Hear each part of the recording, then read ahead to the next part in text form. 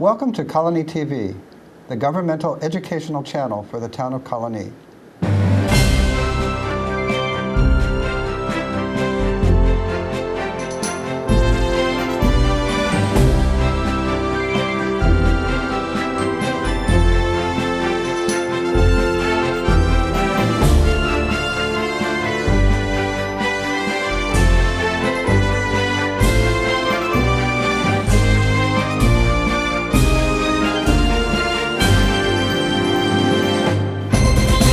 All right, well, welcome to Getting to Know You. My name is Joe Nash. Today we're talking to Brian Shapiro. He is the New York State Director of the Humane Society of the United States. Before that, he was a longtime legislator in Ulster County, and he just drove up through a snowstorm here the day we're filming. So thanks for coming again. Welcome back, I should say. Thank you. No, it's great to be here. Thank you. Now, we're going to be talking about a lot of things, mainly what you guys do in Lobbying Day 2014. It's going to be Wednesday, April 9th.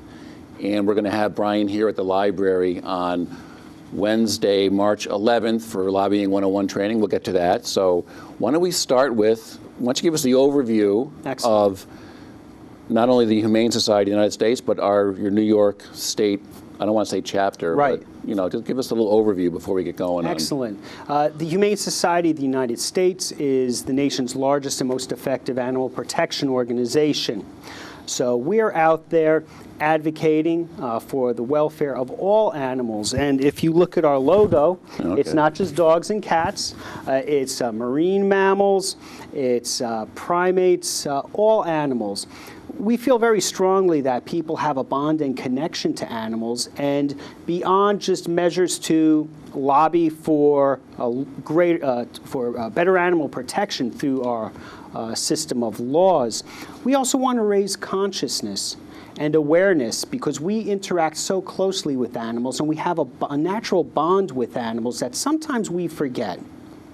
And that's part of our mission as well, to have a societal shift in the way that we view and think of animals. Well, is it a misperception? Do people think that you guys, the Humane Society, only deals with pets? Is there a misperception that you do all this other work, like with the seals, with primates, with factory farming, the list is endless here. There was even something I read, they saw bear baiting in one state. That's absolutely. But is there a misperception that you guys are only pets? I wouldn't say it's a misperception. People don't know you do that much, do other things? I think people are aware. Certainly our membership is aware, and that's what has allowed us to be so effective. But there are those who, whenever you have a change or a shift, you have certain interests that will resist these changes. So let's say it's moneyed interests in big agriculture who are resisting creating better conditions for farm animals. And one of the bills that we're supporting in New York is to allow pigs in gestation crates, and these are crates, pregnant sows are kept in very small crates where they can't even turn around or extend their limbs. There are interests that would say, you know what, the Humane Society should just focus on dogs and cats. Why are they getting involved with farm animals? Because farm animals deserve protection. Wildlife deserves protection. So I wouldn't say it's a misconception. I would say there's those who would rather not see us continue to be successful in certain areas. Well, I think if you go to humanesociety.org, you can see a lot of the work you do. You do work not only with all animals, but all over the world, right? All over the world. We have a sister organization, Humane Society International, which is very active, and we are working closely with Humane Society International here in New York State. One of our priority bills for 2014 is to crack down on the ivory trade. New York is the top market in the United States, outside of Asia, for the sale of ivory. New York State, outside of Asia, we're number one. Absolutely. Purchasers of ivory products? Yes, and as far as the ivory market goes, products coming in. So there's a great interest in the legislature, particularly in the Environmental Conservation Committee in the Assembly. And there was a hearing that was just held where we provided testimony with other groups, such as the Wildlife Conservation Society, Natural Resources Defense Council, NRDC. And we definitely have a receptive audience, so to speak, with our elected officials in the Assembly and Con Committee. So we are going to be supporting Okay. legislation to crack down on ivory here in New York State. All right. Well, before we talk about Lobbying Day 2014, you were here last year. You had a little training session, or whatever you want to call it, Lobbying 101 here at the Yes. library. I understand we had over 50 people showed up. So how did last year go as far as New York State? What were some of your New York State victories, I guess you call it? Yes. We do Lobby 101s across the state in preparation for Lobby Day. Citizens, voters, people need to be empowered. And whether you're talking about issues pertaining to animal protection or anything else, we need to be engaged in our system, and there's a way to do that. There's a certain art to contacting your legislators that people don't quite understand. So on March 11th, we'll be here explaining how people can find the most effective tools to protect animals, and that ties into some of our legislative victories that we had last year in New York State. We were able to ban the sale and possession of shark fins. We talked a little bit about the bloody shark fin trade, which again, New York was tops outside of Asia for this market, where sharks, and this is not the legal harvesting of sharks, which is controlled. This is sharks coming out of the water, having the shark fins removed and the rest of the shark thrown alive back into the ocean. And these fins are used to create shark fin soup, a very expensive, odd dish, which is very popular in Chinese culture. But even the Chinese government is starting to crack down on this because it's affecting the populations and the numbers of sharks in our ecosystem and in our oceans. When they do that, when they sever the fins, now, does that kill the shark? Or? Well, it's the I'm question. sure it hinders their... Yeah, I mean, without being graphic, one could say, well, does severing an arm of a person and throwing them into the ocean, that's, I don't mean to be glib, but it is an organ, it's an important part of the shark. So when you do that, the shark obviously suffers, and it's very wasteful, it's harmful to our ecosystem. So last year they passed a bill. The sale of shark fins in New York State is now illegal. As of this summer, it will be illegal. We also had a victory. One of our major pieces of legislation was to outlaw the sale, possession, and transportation of Eurasian hogs, or feral pigs. They're an invasive species which, across the country, causes tens of millions of dollars of damage to crops and to property. In some states, the problem will never be under control. In New York State, working with the DEC and the USDA, HSUS was able to get a law passed so that way these animals, instead of having lethal control techniques, nip it in the bud. Because a lot of these animals were escaping from canned hunting facilities where you guarantee someone a kill if you give them money, and you can go shoot a feral pig or some other animal in a fenced-in area. Are there any of these canned hunting places in New York State? Oh, yes, there's many of them. And what's happening is they're escaping from these facilities because the Eurasian boar is very intelligent animal and is escaping and then propagates in the wild. So it's not the pig's fault, but the situation needed to be under control. So we did get a law passed which would, and hunting actually makes it worse because it sends these animals deeper into the woods where they're harder to address. So what did the bill pass that would ban, what was it again? It's banning the sale, possession, and transportation of these Eurasian boar or the wild hogs, the feral pigs. And what else? Were there some laws that you tried to get passed that obviously either didn't make it, or you tried and absolutely? We were successful with a bill which would allow local communities to control or to have a say and to regulate pet dealers. It's a home rule bill which we did pass along with the ASPCA. Communities can regulate tattoo parlors and other businesses, but for some reason you weren't able to regulate a puppy mill or a pet dealer in your community. Now we have home rule legislation where communities can do that. There's other legislation which we've reintroduced, which has been reintroduced, and we are continuing to champion and to lobby for. One of them that we talked about last year is the Consolidated Animal Crimes Bill. Long term, but essentially it's getting our cruelty laws out of the agriculture and market statutes, where they exist next to such regulations as how much cheese can you sell at market, and putting them in the penal code where the criminal laws are, so that way our courts, our police officers, our prosecutors understand them. They don't really have a knowledge of agriculture and markets law. I think we talked about that last year. So you're going to be trying that? Absolutely. Okay. So that's on the front burner as one of our priority pieces of legislation because it's a tool for law enforcement.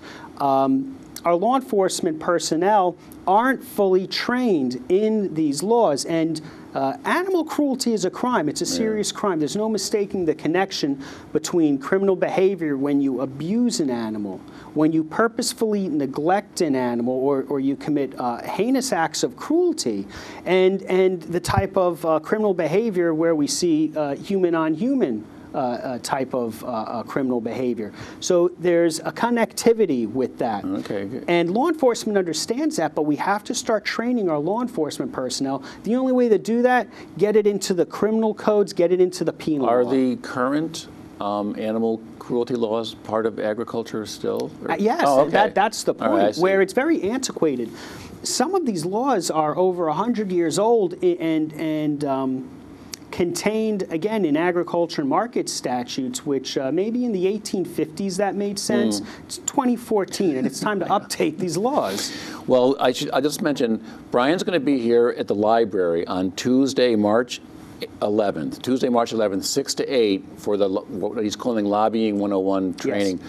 So what will you be, you mentioned it a little bit a minute or two ago, what's the main focus of the people who are going to be showing up? What will you be sort of, I don't want to say teaching them to do, but what's the focus of, before you go down on Wednesday, April 9th, to the lobbying day? That's going to be the LOB, Legislative Office Building, in the Well, like the Well is the middle part there. Yes, so I profile this. So you recommend people coming to this, if they can get here on Tuesday, March 11th, 6 to 8, they'll know what to expect when they go down to Albany. What actually tools will you be giving them that day? On Tuesday, March 11th, we encourage people in the Albany area to come to the library here in Colonie and learn how to lobby, to be an effective advocate for animals.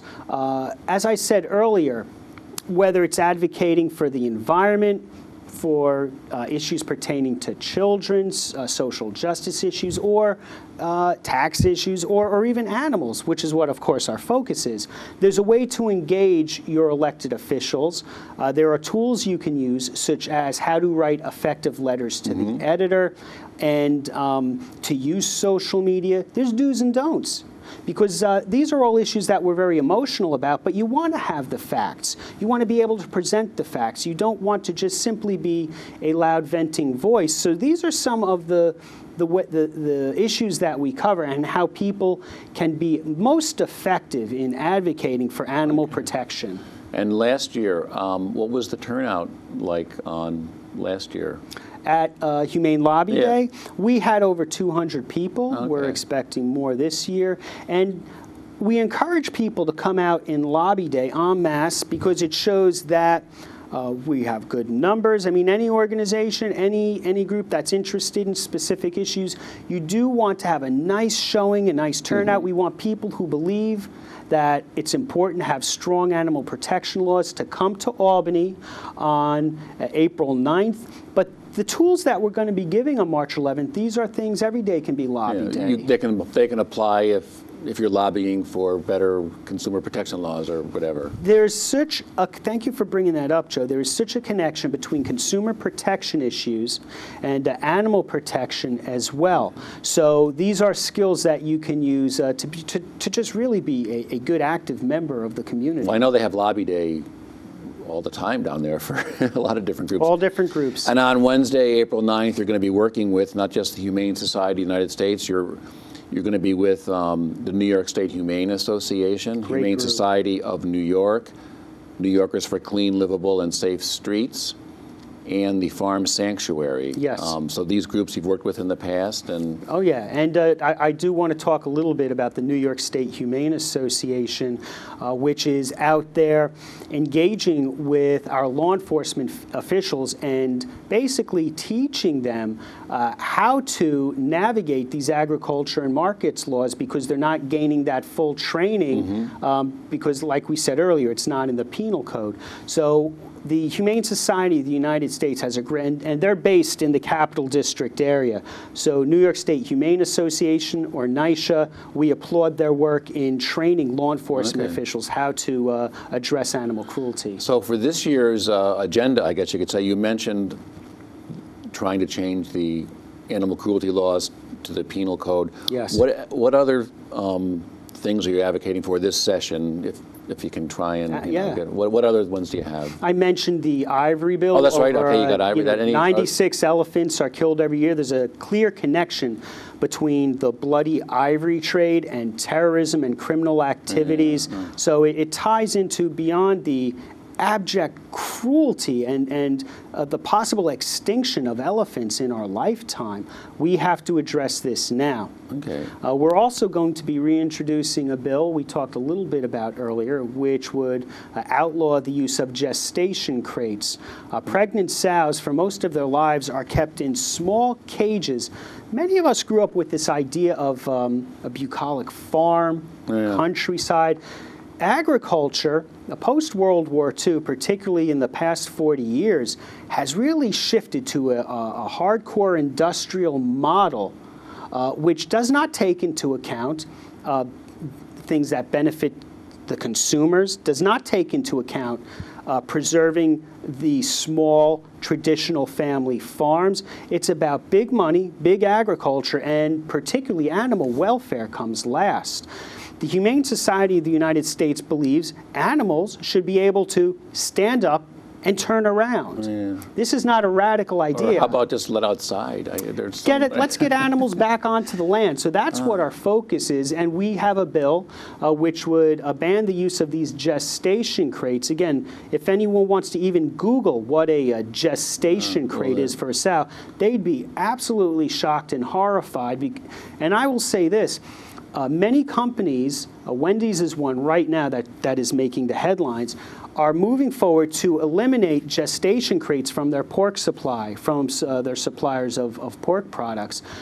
The trend, it's a consumer-driven trend to get away from these forms of extreme confinement. Consumers are interested in cage-free eggs, let's say. So for farms and for big ag, to kick and scream and to fight this, it's actually going against their own interests, because the consumer models are saying we want to have less cruel forms of agricultural production for animals, and that's the direction it's going in. Okay, that's good.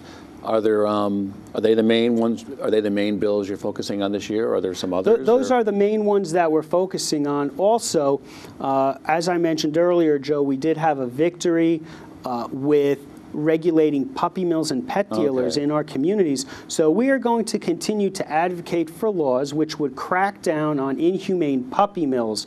We talked a little bit about the industrial standards that we see for farm animals. Many people would be surprised if you say to someone, I mean, in American culture, animals, companion animals, have become more and more and more prevalent in our households. If you think of the 1970s, you wouldn't even have places like PetSmart or Petco or these large shopping centers just focused on animals because they're so important to us. If you ask people, where are all these dogs coming from? Quite often you just get a blank expression. For the most part, they're being churned out in these factories known as puppy mills, where the primary interest is economic gain for the operator of a puppy mill, and the last thing that they're considering are proper, humane, ethical welfare for the animals. Many of the people, if we have dogs at home that come from a pet store, the mother of that dog that we love so much is still stuck in a cage with a wire floor, not knowing companionship or socialization, just cranking out litter after litter after litter until they're killed or dumped in a shelter for the public to take care Well, I of. think every once in a while we see these stories on the news. Now, are technically they're not regulated, right? Are they illegal? There's so many loopholes. They're not Okay. illegal, and that's why it was so important to get this bill passed in New York to have home rule local control, because let's say in New York, in order to be regulated by Department of Ag and Markets, you have to sell at least 25 dogs a year. It's not regulated by how many dogs you have, and someone can simply say, there was recently a very high-profile case in Sprakers, New York, in Montgomery County, which the fella out there is claiming after an ongoing legal case and the public weighing in and conditions for the dogs where they were left out in freezing weather, the gentleman is saying, I sold 24 dogs. And we're seeing this time and time again. The resources of state agencies, you don't always have enough people, personnel to manage overseeing puppy mills. So that's why we're glad to have it at the local level, and we would encourage state agencies, Department of Ag and Markets and others, and our elected officials to put more resources into regulating puppy mills, because it is very important to the public and it's in the public interest. It's a consumer issue. Is the law that was passed, you said it starts this summer? The law that has passed, that was the shark fin bill. Oh, I'm sorry, the puppy mill. That's in effect now, and towns are now exploring ways to regulate them. But back to what we were saying earlier, bills that we're going to be promoting this year, we are going to be supporting bills and legislation which would improve conditions for animals that are stuck in these horrible puppy mills. And we encourage people to adopt. We encourage people to avoid buying animals in pet stores. And the Humane Society of the United States is going to be very active in New York trying to shore up laws to protect animals. I mean, sometimes passing the law is the first step. Is it, I guess, enforcing it? Yes. It's hard to get everyone out there, because who knows, these puppy mills could be anywhere, right? I mean, absolutely. And then Joe, this all ties together with why we want to get these laws out of ag and markets and into the penal code, so that way if somebody calls law enforcement and says, there's horrendous conditions, we've got a puppy mill where animals are stacked one on top of the other, or they're kept outside in freezing weather, or we don't feel they have good vet care and their hair is matted, they're emaciated, an officer can say, I've been trained in this, and I'm going to pursue this just like any criminal case. And then it goes to a prosecutor who is familiar, then to a judge who's familiar. We have a disconnect in our system now because the cruelty laws are not in the penal code. Well, that sounds like a very important thing to try and get done. It is very important. What's I was looking over some of the things nationally. I just want to touch on a few, because some of them I really can't believe. The Humane Society of the United States, they work nationally, not just the state, but I can't help but noticing, I think it was South Carolina or somewhere, there was still, I'm thinking back in Shakespeare days, there was still bear baiting going on down there. Yes. I can't. And in Maine, and in Maine as well. This is one of our main focus. Is a primary focus. I mean, it was actually a sport sport that people would. They use hounds. It's, there are egregious forms of cruelty around us in society, and one of the things that we're trying to do in these other states is to eliminate the hounding, sicking dogs on bears, which is not, obviously, it's very cruel for the bear, it's cruel for the dogs as well to engage in this kind of thing. Well, some of the things that go on, other than, just beyond the pets, the seals and chimpanzees, and yes. So do you, as a New York State Director, do you sometimes get involved in these national issues, or are you just mainly trying to focus on Albany and No, what we can do here? And a great intersect, like we were discussing earlier. There's no elephants roaming around in the jungles of New York, but the direct link between the sale and purchasing of ivory and an international issue. Shark fins, again, sharks which are illegally harvested in a very cruel manner for their shark fins. New York was a market for shark fins and shark fin soup. So the Empire State, which is so important in our nation, and of course having New York here, downstate in the economy of New York, we find ourselves quite often, as California does as well, at this intersection where you do have local issues. And as a state director, I'm working on everything from these larger wildlife issues, and I still get the calls of, what do? I have a box of kittens someone dropped off at my front door. And I've got resources for people on those issues as well. All right, so that's Tuesday, March 11th, here in the library, 6 to 8. You can come and find out about Lobby Day, Humane Lobby Day. It's going to be Wednesday, April 9th, down at the Capitol.